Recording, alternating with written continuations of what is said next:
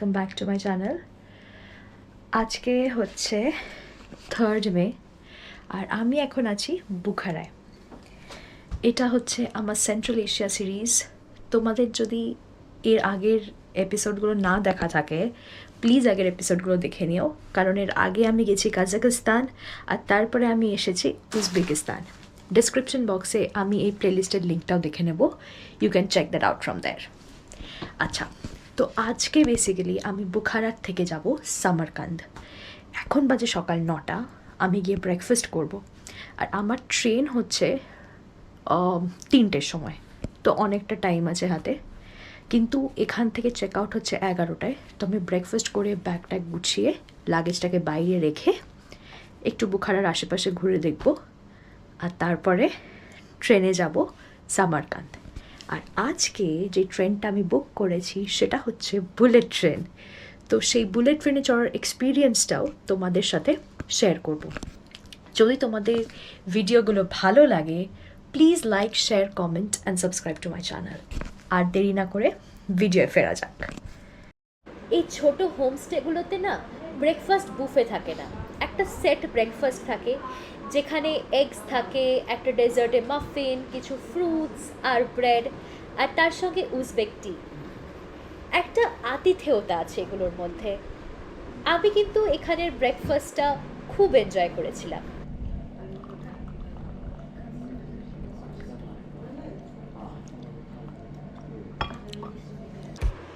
আজ বুখারায় আমার শেষ সকাল, ট্রেন বিকেলে, তাই হাতে এখনও একটু সময় আছে। ভাবলাম শেষবারের মতো এই শহরের সরু গলিগুলো দিয়ে একটু হেঁটে নিই। কোনো নির্দিষ্ট গন্তব্য নেই, শুধু হাঁটছি আর যতটা সম্ভব এই শহরটাকে মনে গেঁথে নিচ্ছি।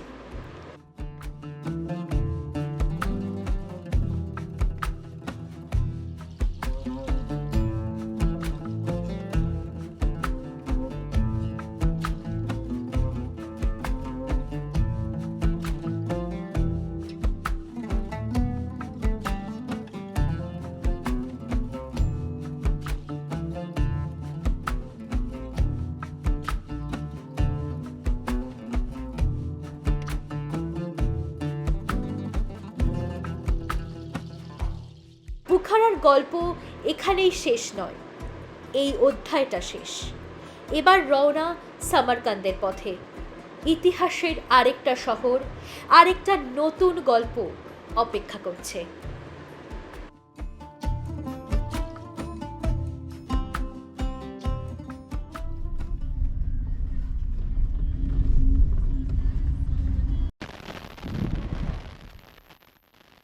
চলে এসেছি বুখারা স্টেশনে, তো এবার ভিতরে যাওয়া যাক। এই যে লেখা আছে বক্সোরো, বক্সোরো মানে হচ্ছে বুখারা। এটা বুখারাই লেখা বেসিক্যালি ওদের প্রোনাউন্সিয়েশন অনুযায়ী। এর আগে তাশকেন্তের স্টেশনের বাইরেও দেখেছি আর এখন বুখারা স্টেশনেও দেখছি। স্টেশনের বাইরেটাও কি সুন্দরভাবে মেনটেন করা। প্রত্যেকটা স্টেশনের বাইরেই এরকম একটা পার্ক আছে, সেখানে বেঞ্চেস আছে, মানে খুব পরিষ্কার পরিচ্ছন্ন একটা ব্যাপার।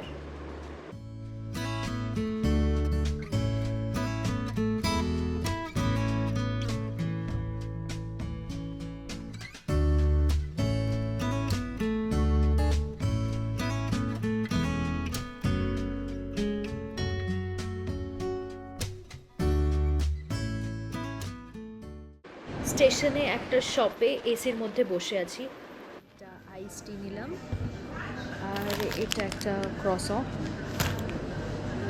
ভিতরে এসি আছে তাই একটু মানে আরাম লাগছে আর কি, তো বাইরে প্রচণ্ড গরম। স্টেশন, এখানে ট্রেন দাঁড়িয়ে আছে একটা, ওটা আমার ট্রেন কিনা জানি না, কাউকে এটা গিয়ে জিজ্ঞেস করতে হবে। তো এই ব্যাপার।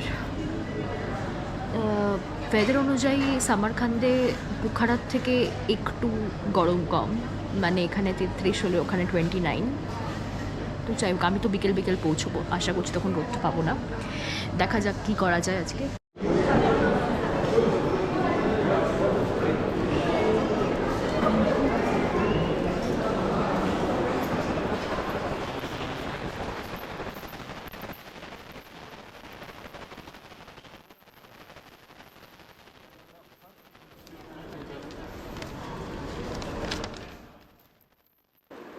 আগেই বলেছি বুখারা থেকে সামারকান্দের জন্য আমি বুক করেছি আফ্রাসিয়াব, জনপ্রিয় হাই স্পিড বুলেট ট্রেন। এই আফ্রাসিয়াব কেন হঠাৎ করে ট্রেনটার নাম? প্রাচীন সামারকান্দের নাম ছিল আফ্রাসিয়াব, তাই জন্য এই ট্রেনটার নাম আফ্রাসিয়াব, কারণ যখন ট্রেনটা প্রথম শুরু করা হয় এটা তাশকেন্ট টু সামারকান্দি অপারেট করত। এই ট্রেনটা উজবেকিস্তানে কিন্তু তৈরি না, এটি তৈরি করেছে স্পেনের বিখ্যাত কোম্পানি টালগো। বিশেষভাবে উজবেকিস্তানের রেল লাইনের জন্য এই ট্রেনগুলো তৈরি করা হয়। 211 সালে প্রথম এই পরিষেবা চালু হয়, আর 2016-তে এই রুট বুখারা পর্যন্ত বাড়ানো হয়। প্রত্যেকটা কোচের আগে কিন্তু টিকিট চেকার বা স্টিওয়ার্ড দাঁড়িয়ে থাকে, তাকে তোমার টিকিট আর পাসপোর্ট দেখাতে হয়। তো টিকিট আমার কাছে হার্ড কপি আমি প্রিন্ট আউট করে নিয়ে গেছিলাম, আর আমি কিন্তু সব কিছুই বুক করেছিলাম উজবেকিস্তান রেলওয়েজের অফিসিয়াল সাইট থেকে। এই ট্রেনের সর্বোচ্চ গতি ঘন্টায় প্রায় 250 কিলোমিটার, যদিও সাধারণ চলাচলের সময় প্রায় 220 থেকে 230 কিলোমিটার বেগেই চলে, তাই যাত্রাটা খুবই দ্রুত, আবার একই সঙ্গে আরামদায়কও বটে। বুখারা থেকে সামারকান্দের দূরত্ব প্রায় 270 থেকে 280 কিলোমিটার। আফ্রাসিয়াব সেই পথ অতিক্রম করে প্রায় 1.5 ঘন্টা থেকে 1 ঘন্টা 40 মিনিটের মধ্যে। অন্যদিকে সাধারণ এক্সপ্রেস ট্রেন একই পথ 2 থেকে 2.5 ঘন্টা বা তারও বেশি টাইম নিতে পারে। টিকিটের দাম কিন্তু খুব একটা বেশি নয়, আমি ইকোনমি ক্লাস কেটেছিলাম, আমার পড়েছিল 2,50,000 সোম, যেটা ভারতীয় মুদ্রায় প্রায় 2,500 টাকা। অবশ্যই সময় আর চাহিদার মধ্যে ডিপেন্ড করে। আমি বলবো বুলেট ট্রেন একবার অ্যাটলিস্ট চড়তে যদি তোমরা এখানে আসো, টাইম কম প্লাস খুবই আরামদায়ক জার্নি। একটা কথা বলে রাখি, তোমরা যারা আমার এর আগের ভিডিওগুলো দেখেছো সেখানে তোমরা দেখেছো যে আমি তাশকেন্ট থেকে বুখারা কিন্তু এসেছিলাম অন্য একটি এক্সপ্রেস ট্রেন, যেটা ছিল শার্ক। সেই ট্রেনটাও কিন্তু যথেষ্টই ভালো আর কমফোর্টেবল ছিল। টাইম একটু বেশি নিলেও মানে আমার কোনো অসুবিধা হয়নি, আর দামটাও মানে যে খুব একটা ডিফারেন্স ওটার আর বুলেট ট্রেনে সেটা না, প্রায় ওই 500 থেকে 800 টাকা এদিক ওদিক থাকে।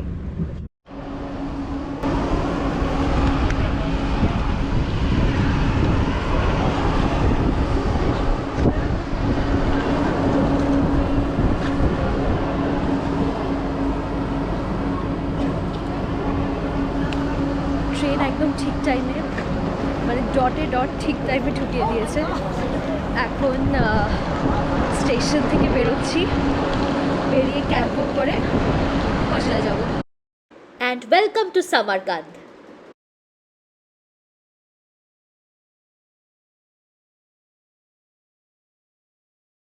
আশা করছি দেখতেই পারছো স্টেশন, প্ল্যাটফর্ম সব কিছু কতটা পরিষ্কার আর ওয়েল মেনটেন্ড। এটা কিন্তু একটা দেখার ব্যাপার। মানে আমি একটা এখানে এসে আমি বুখারাত থেকে সামারকান্দ ট্রেনে আসলাম, অ্যান্ড এভরিথিং সব কিছু এত অর্গানাইজড, আর সব জায়গায় হেল্প করার জন্য লোকে আছে।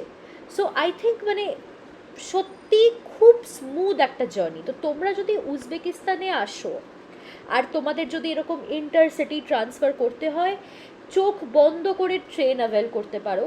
খুব অর্গানাইজড, খুব সেফ, আর কোনো অসুবিধা হবে না।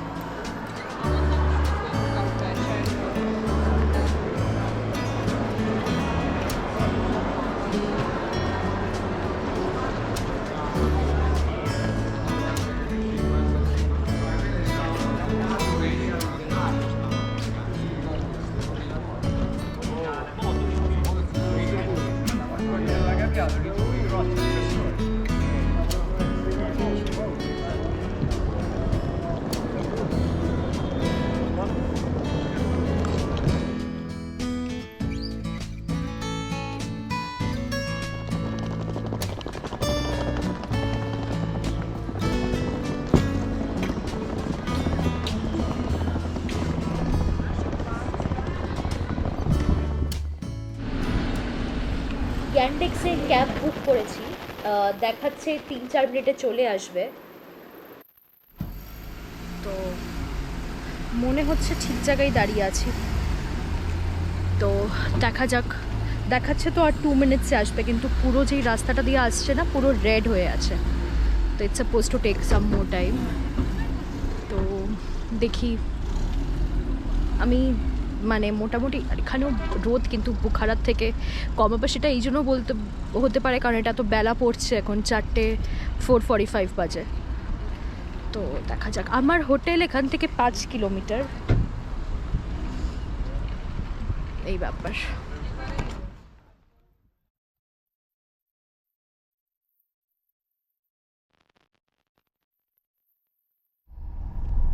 পেয়ে গেছি ক্যাব, এবার যাওয়া যাক হোটেলে।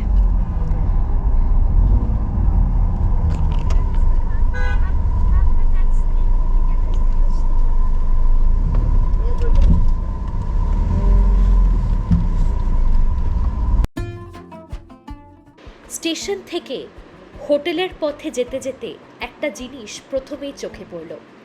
সামারকান্দ আর বুখারার চরিত্র যেন একেবারেই আলাদা। রাস্তা অনেক চওড়া, শহরটা অনেক বেশি খোলামেলা, কিন্তু কোথাও যেন সেই সিল্ক রোডের ইতিহাস এখানেও লুকিয়ে আছে।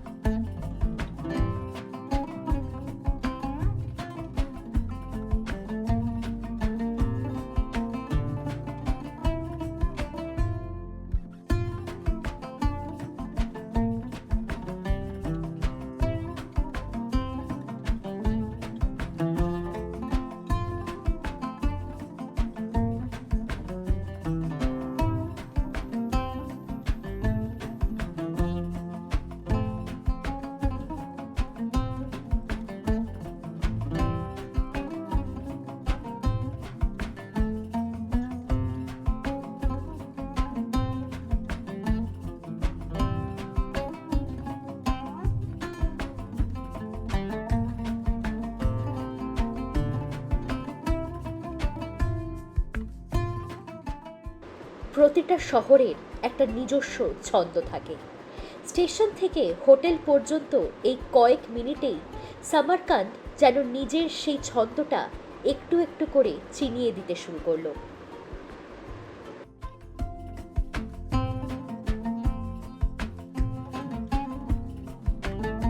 আমি চেক ইন করে গেছি আমার হোটেলে, চলো তোমাদের একটা রুম ট্যুর দিয়ে দিই। তা ঢুকেই প্রথমে আছে এখানে একটা জামাপত্র রাখার টিভি, টেবিল, ডাবল বেড আর ওয়াশরুম, গিজার, আর এখানে জুতো। আর সব থেকে ভালো হচ্ছে এটার লোকেশন, সামনেই এগোলেই হচ্ছে সেন্টার, সামারকান্দ সেন্টার, আর সেখান থেকে একটুখানি হচ্ছে রেগিস্তান স্কোয়ার, আর এদের নিচেই এদেরই গ্রোসারি স্টোরও আছে। তো সব মিলিয়ে দারুণ ব্যাপার। ঠিক আছে, আমি একটু ফ্রেশন আপ হয়ে নিই, তারপরে ভাবা যাক যে আজকে কোথায় কোথায় যাওয়া যায়, আর সঙ্গে তোমাদেরকেও সাথে নিয়ে যাব। তো আমি ফ্রেশ হয়ে গেছি, এবার আমি বেরোচ্ছি। তো এর কাছেই হচ্ছে, যেটা আগেও বলেছি, সেন্টার অফ সামারকান্দ সেন্টার, তো সিটি সেন্টার, সেখানে যাওয়া যাক।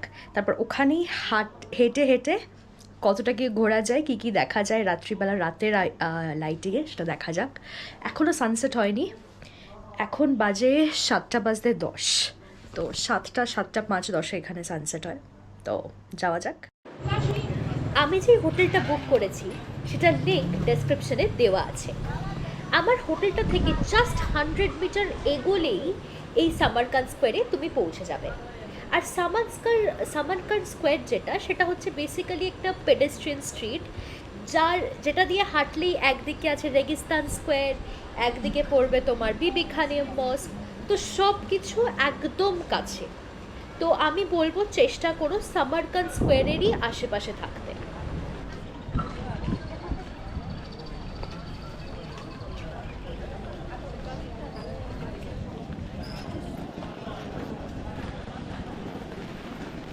এই যে গাছের ফাঁক থেকে নীল গম্বুজটি দেখা যাচ্ছে, যেটা আমার গন্তব্য বিবি খানিম মস্ক।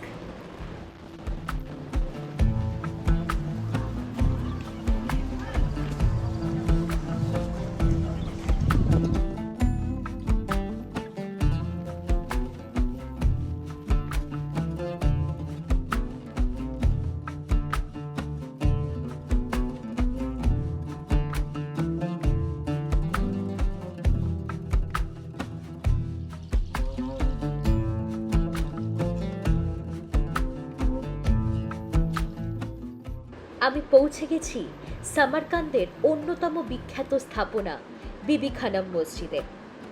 দূর থেকেই এর বিশাল নীল গম্বুজ আর প্রবেশদ্বারটি চোখে পড়ে। আজও এটি সামারকান্দের সবচেয়ে পরিচিত নিদর্শনগুলোর মধ্যে একটি।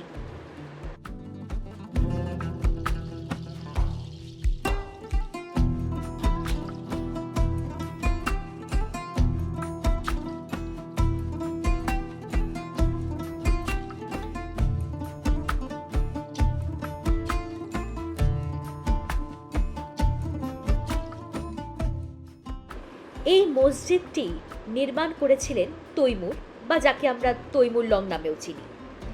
1399 সালে ভারতের অভিযান থেকে ফিরে তিনি এমন একটি মসজিদ তৈরি করতে চেয়েছিলেন যা হবে তার সাম্রাজ্যের গৌরবের প্রতীক।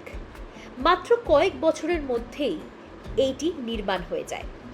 সেই সময় এটি ছিল ইসলামী বিশ্বের অন্যতম বৃহৎ মসজিদ। বিবি খানম মসজিদ, কিন্তু এই বিবি খানম ছিলেন কে? এই প্রশ্নটা তো নিশ্চয়ই মাথায় আসে। ইতিহাসবিদদের মতে তার নাম ছিল সারায় মুলক খানম। তিনি ছিলেন তৈমুরের প্রধান স্ত্রী এবং সাম্রাজ্যের অত্যন্ত সম্মানিত এক নারী। তার সম্মানেই এই মসজিদের নাম রাখা হয় বিবি খানম। এটার আর্কিটেকচারের মধ্যে যেটা আমার সবচেয়ে ভালো লেগেছে সেটা হলো এর নীল টাইলস, বিশাল গম্বুজ আর সূক্ষ্ম কারুকাজ। এত শতাব্দী পেরিয়ে যাওয়ার পরও এই স্থাপত্যের সৌন্দর্য সত্যিই অবাক করে দেয়। বিবি খানম মসজিদটি সামারকান্দের সিল্ক রোড ইতিহাসের অন্যতম গুরুত্বপূর্ণ নিদর্শন এবং আজ এটি ইউনেস্কো ওয়ার্ল্ড হেরিটেজের মধ্যে একটি।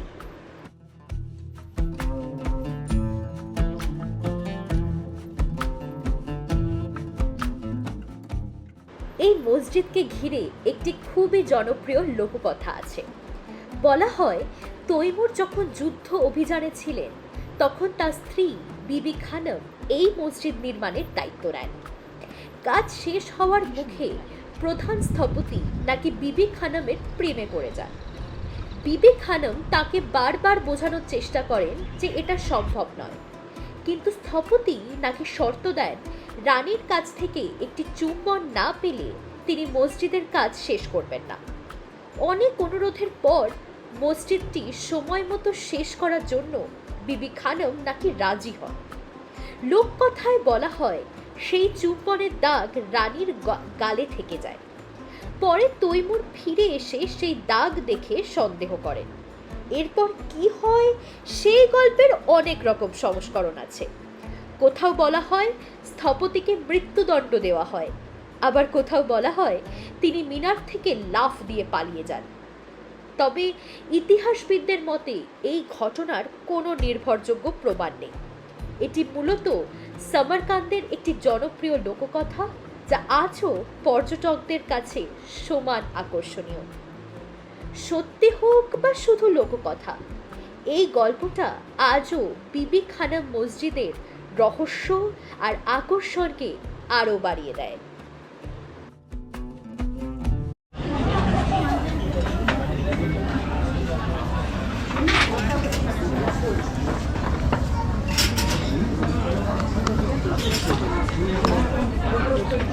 তো বিবি খানিম মস্কটা যেখানে, সেটা একটা পেডেস্ট্রিয়ান স্ট্রিটের উপরে।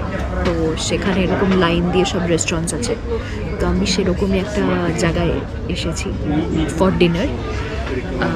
এখন বাজে 8টা। তো আমি ভেবেছিলাম প্রথমে যে আজকে রেগিস্তান স্কোয়ারে যাব, কিন্তু রেগিস্তান স্কোয়ার 8টাই বন্ধ হয়ে যাবে, তো বেশিক্ষণ টাইম পেতাম না। তো ভাবলাম যে তাহলে কালকেই যাব, তো ওই জন্য আজকে আর যাইনি। আর ব্যাস এবার এখানে এটা একটা খুব একটা লোকাল চায়খানা সেটিংয়ে, তো এরকম বেডসও আছে যের উপর আর বুঝতে পারো। তো আমি আর বেডে বসিনি, কারণ একা অতটা বেড নিয়ে বসে থাকতেও কীরকম লাগে, পরে লোক আসবে, তো তাই জন্য। জায়গাটার অ্যাটমসফিয়ারটা খুব ভালো, অন্যরকম।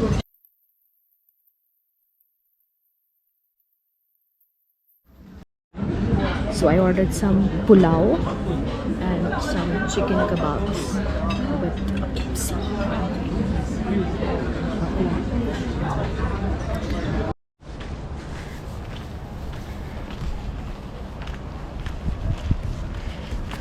অলমোস্ট পৌঁছে গেছি আমার হোটেলে। তো আজকের ভিডিওটা এখানেই শেষ করছি। আশা করছি তোমাদের এই ভিডিওটা আর সেন্ট্রাল এশিয়া সিরিজটাও ভালো লাগছে। যদি ভালো লেগে থাকে please like, share, comment and subscribe to my channel. আর যদি তোমাদের কোনো ডাউটস এটসেট্রা কিচ্ছু থাকে প্লিজ কমেন্টসে জানিও, আমি তোমাদেরকে নিশ্চয়ই হেল্প করব। ঠিক আছে, এখানে আর আলো নেই, এখানেই শেষ করছি। Thanks for watching, take care.